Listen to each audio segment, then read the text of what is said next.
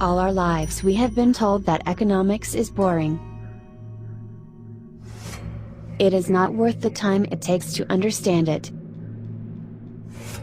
And all our lives we have been lied to. War, poverty, revolution. They all hinge on economics. And economics all rests on one key concept: money.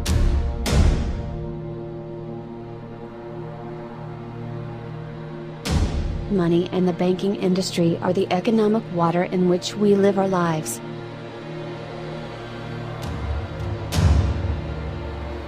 When money drives almost all activity on the planet,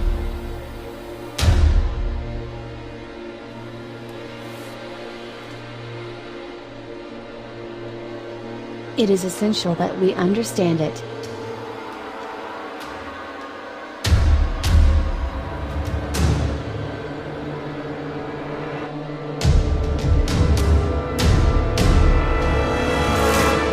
Yet simple questions often get overlooked. Questions like: where does money come from? Who creates it?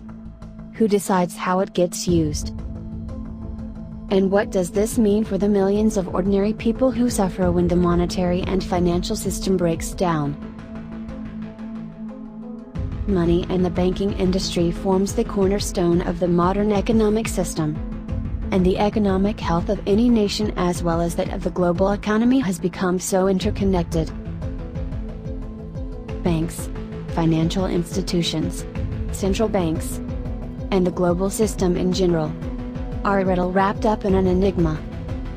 We all kind of know that they do stuff with money we don't understand. And while the last crisis left a feeling of deep mistrust and confusion, we will try in this journey to shed a hit of light onto the banking system.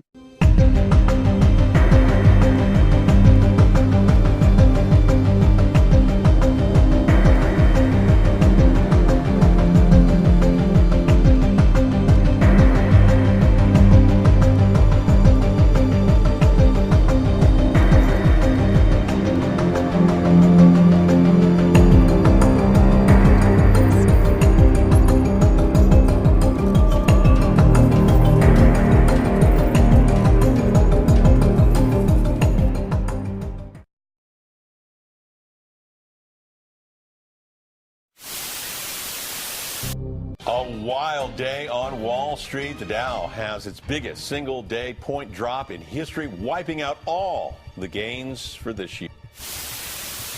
As traders worry about inflation. The biggest losers today is Wells Fargo. Shares plummeted 9.2% after the Fed hit the bank with new penalties following the scandal involving millions of fake accounts. Well, Liz and Ken, this was Wall Street's worst week in more than 2 years. And now the average investor, maybe you at home, are sitting there wondering what to do. And analysts say the best thing you can do is not react.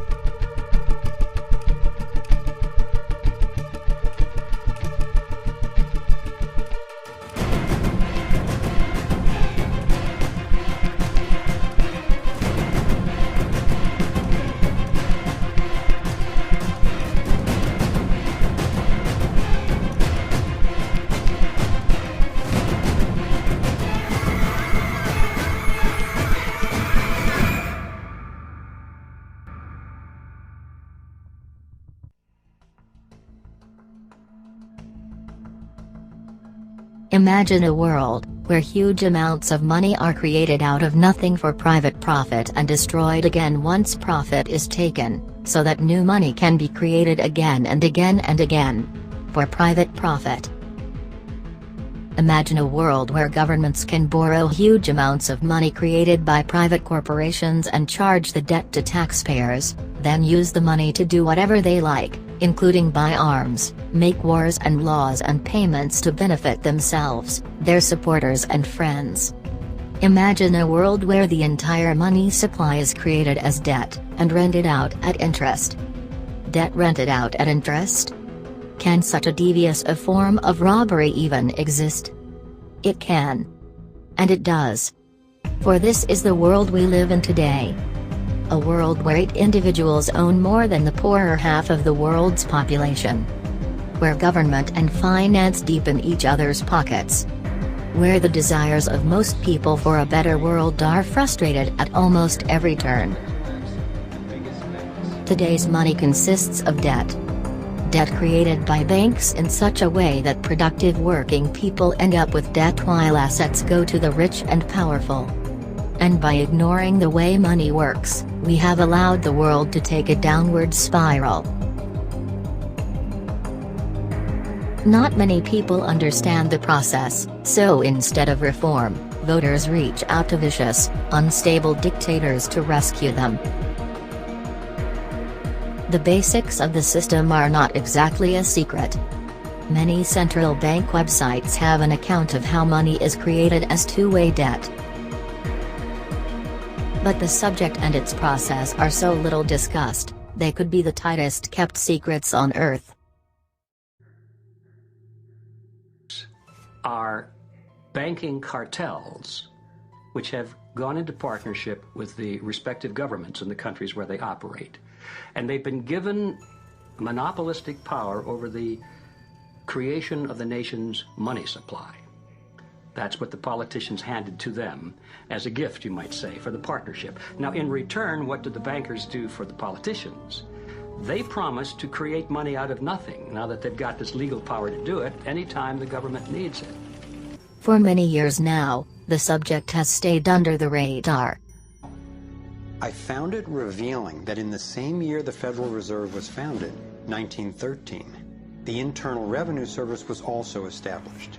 An income tax was then instigated so you and I would have to pay the politicians' debt, plus interest, to the bankers. The problem is we have a privately owned central bank system in the United States disguised as a government-owned system. Now, if you look in the telephone book here in the Washington, D.C. area, you look up for Federal Reserve in the blue government pages, it's not there.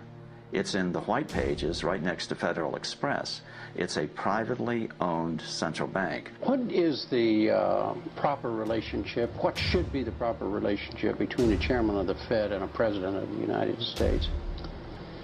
Well, first of all, the Federal Reserve is an independent agency, and that means basically that there is no other agency of government which can overrule actions that we take. Most people in active life, certainly those with success, influence and power, have done well in the system as it is. Naturally, they do not like to think they have prospered from, and given their working lives to, a corrupt system. Many of the banks created are still the most powerful lobby on Capitol Hill, and they, frankly, own the place. Furthermore, reform is alarming. Would the world be turned upside down? Would we lose what we already have? The system is unstable. And rocking an unstable boat in an open sea is not a good idea. As for voting citizens, the subject is tricky and time-consuming to understand. Meanwhile, the lives of billions of people are reduced to desperation and misery by ever greater inequality and unaccountable powers. Globalization is not globalization of justice, or democracy, or free trade, it is globalization of money creation and predatory finance. What about those people whose job is to tell us what is going on? Politicians, the media, economists. There's an old saying, he who pays the piper calls the tune. In politics, the media, and academia, ignorance, or at least silence, about the unjust workings of the monetary system is a prerequisite for acceptance, let alone advancement.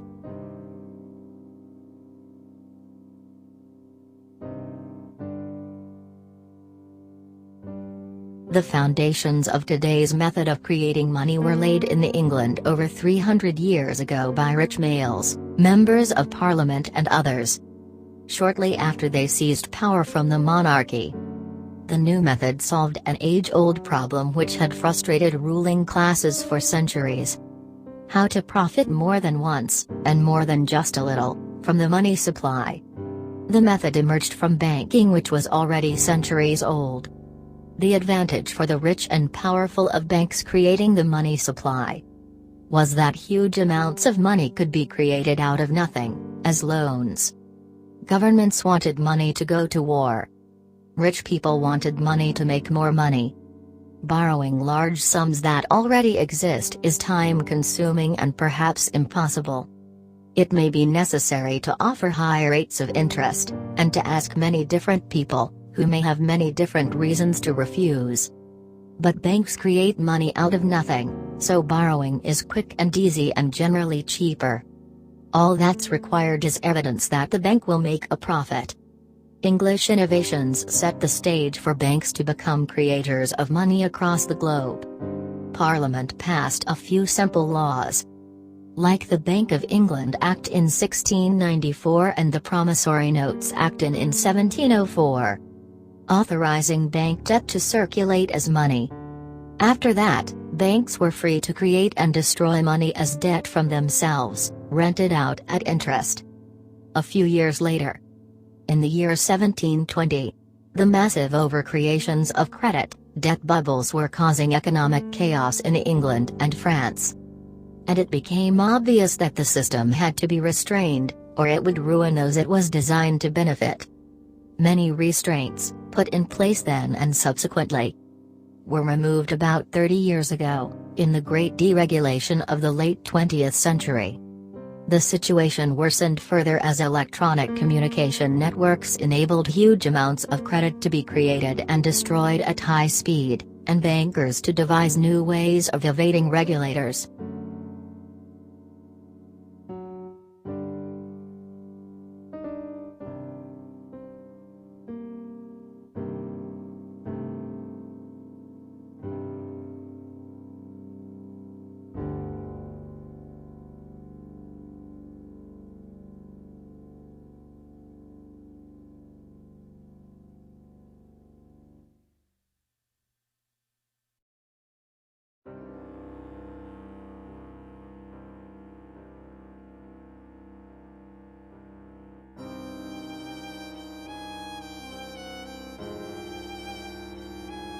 A long-standing fantasy has it that banks exercise enormous power behind the scenes, manipulating governments and lawmakers to do their bidding.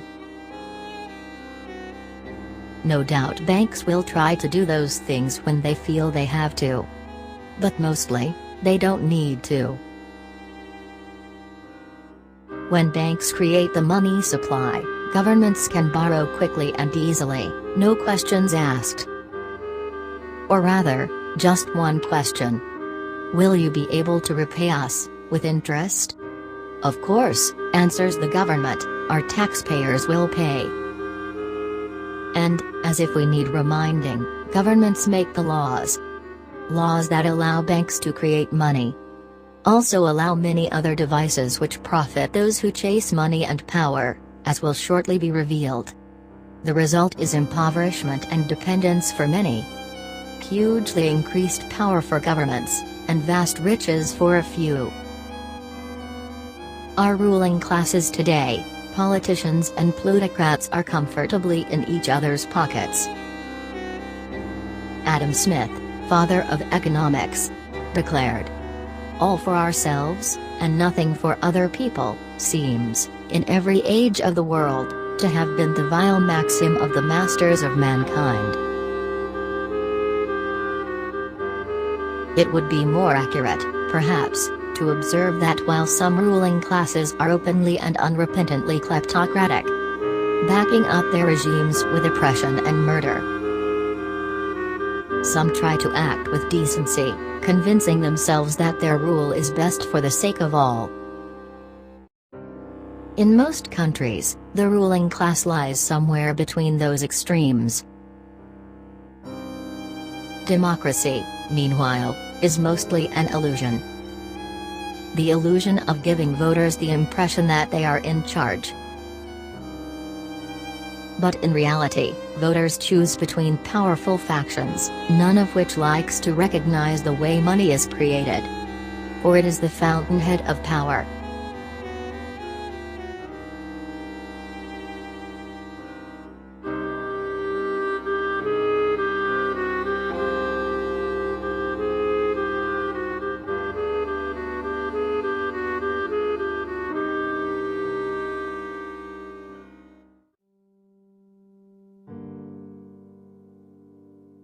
The way banks create and destroy money is strange, destructive and easy to hide.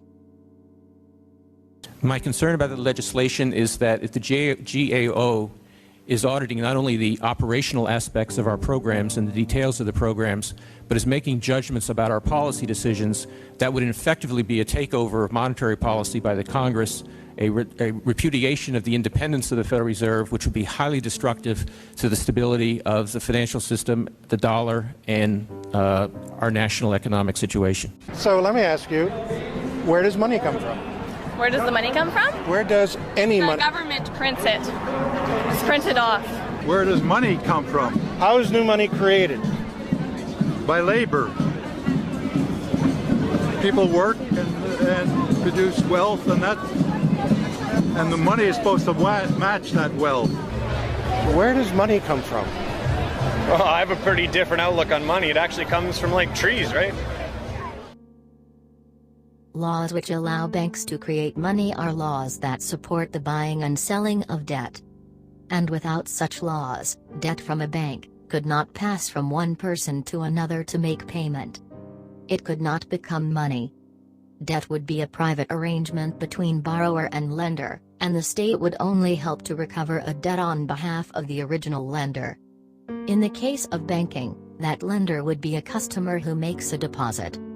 The customer would indeed own a debt from the bank, but that debt could not be transferred to anyone else.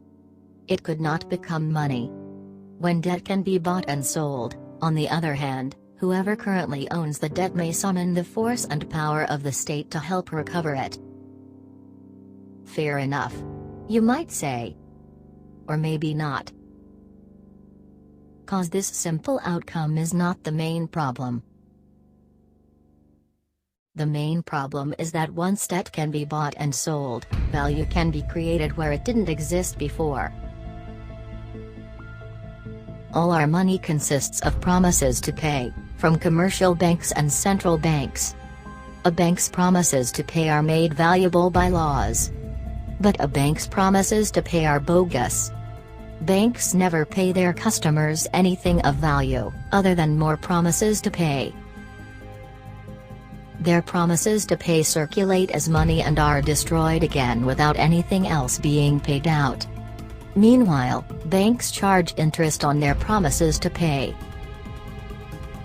So, bank money is created as two equal and opposite debts, which will eventually cancel each other out. But on one of the debts, interest is going the wrong way, like water flowing upstream. The interest on the bank's debt goes to the bank, because corrupt laws have enabled it to become money. The simple injustice of these corrupt laws, designed to profit some over others, has filled the world with inequality and debt, and with insatiable, irresponsible powers. Because of this advantage granted by law, a license to charge interest on what they owe, help banks easily outcompete other forms of money. They share some of the profits from creating and recreating the money supply with their customers, providing some services free of charge and paying for others, such as storing money long-term. Other forms of money, gold, giro accounts, are pushed out of circulation. What rational person is going to store their money elsewhere, when a bank will pay? And today, cash is under assault cause it is a cost to commercial banks. Laws allowing debt to be bought and sold are nothing new. In various guises, they have been introduced into many civilizations in the past, always with catastrophic results. Before such laws are introduced, prosperity for all is in everyone else's interest, rulers included. Afterwards, a new order of people is empowered whose business is ruining other people and claiming their assets. One result has always been a corruption of the ruling order. Creating money is creating value. A national currency is a claim on the work and assets of a nation. The significance of money is not whether it is redeemable in gold or silver. It is redeemable in the produce of the nation or the currency area that uses it. Today, money is created out of virtually nothing. 97% of it is mere numbers. The other 3% is paper and cheap metal. Its creation should be the most scrutinized process in any society, particularly any society that thinks itself democratic. Credit that circulates as money increases the wealth and power of some at the expense of others. Today's money system transfers wealth from working people to governments, banks and financial predators. Or how else could 8 individuals come to own more wealth than half the world's population, that is, more than 3,600,000,000 people?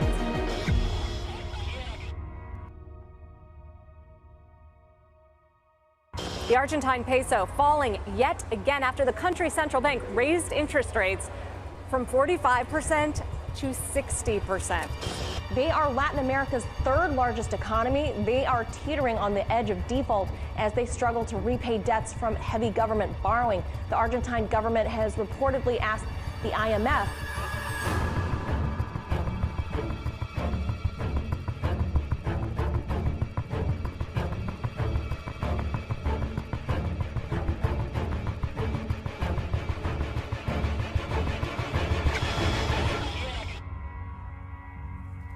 This week, the U.S. dollar was up another 4% over the Turkish lira, which overall had gains for this year. It was a selling frenzy, especially around noon our time. At one point, the Dow was off by as much as 1,600 points, with selling fueling more selling. The index finished the day down more than 1,100 points, a drop of 4.6%.